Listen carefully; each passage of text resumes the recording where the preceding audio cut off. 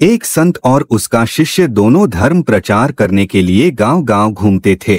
गुरु और शिष्य किसी गांव में पहुंचे और एक कुटिया बनाकर उसमें रहने लगे। नगरवासी उनका बहुत सम्मान करते हैं और उन्हें भोजन इत्यादि देने के साथ साथ दान दक्षिणा भी दे दिया करते थे।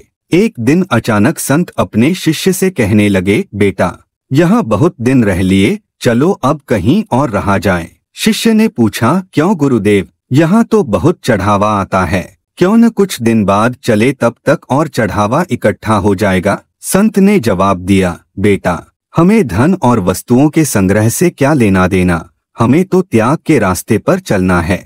गुरु की आज्ञा सुनकर शिष्य ने सब कुछ जो था वो उसी कुटिया में छोड़ दिया, लेकिन फिर भी चलते हुए उसने गुरु से चोरी छिपे कुछ सिक्के अपनी झोली में डाल लिए। दोनों अगले गांव की ओर चल दिए, लेकिन वह जिस गांव की ओर जाना चाहते थे उसे एक नदी पार करके जाना पड़ता था।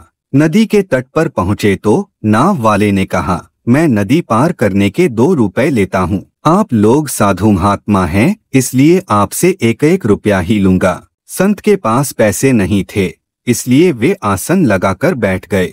शिष्य के पास पैसे थे, लेकिन वह गुरु की आज्ञा के विरुद्ध चोरी से लाया था, इसलिए उसने वो सिक्के नहीं दिए और वह भी गुरुजी के साथ बैठ गया, यह देखने के लिए कि गुरुजी बिना पैसों के नदी पार कैसे करते हैं। गुरुजी इस आस में बैठे थे कि या तो वह नाव वाला उन्हें बिना पैसों के नदी पार करवा देगा या कोई भक्त आ जाए जो उन्हें दान दक्षिणा दे ताकि वे नाव वाले का भुगतान कर सकें। बैठे बैठे शाम हो गई, लेकिन गुरुजी का न तो कोई शिष्य आया, ना तो नाव वाले ने बिना पैसे के नदी पार करवाने के लिए राजी हुआ। तो नाव वाले ने उन्हें डराते हुए कहा कि यहाँ रात को रुकना खतरे से खाली नहीं है, बेहतर यही होगा कि आप यहाँ से या तो नदी पार करके गंतव्य स्थान पर चले जाएं या जहाँ से आए थे वहीं चले जाएं।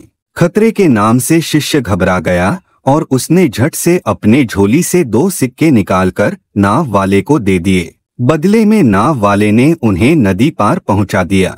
गुरुजी ने शिष्य से पूछा, तुमने गांव का चढ़ावा क्यों ले लिया? मैंने तुम्हें सब कुछ छोड़ देने के लिए कहा था। शिष्य बोला, गुरुजी, यदि वह सिक्के मेरी झोली में ना होते तो हम दोनों कष्ट में पड़ जाते। संत ने मुस्कुराकर कहा, जब तक सिक्के तुम्हारी झोली में थे तब तक हम कष्ट में ही थे, जैसे ही तुमने उन्हें बाहर निकाला हमारा काम बन गया, इसलिए त्याग में ही सुख है। यह कहकर संत ने बाकी के सिक्के किसी गरीब को दान कर दिए और आगे चले गए। ये छोटी छोटी कहानियां कभी कभी हमें बहुत बड़ा सीख दे जाती है, जिससे हमारे जीवन को एक नया आयाम मिल जाता है और हमारा जीवन और भी आसानी से कट जाता है।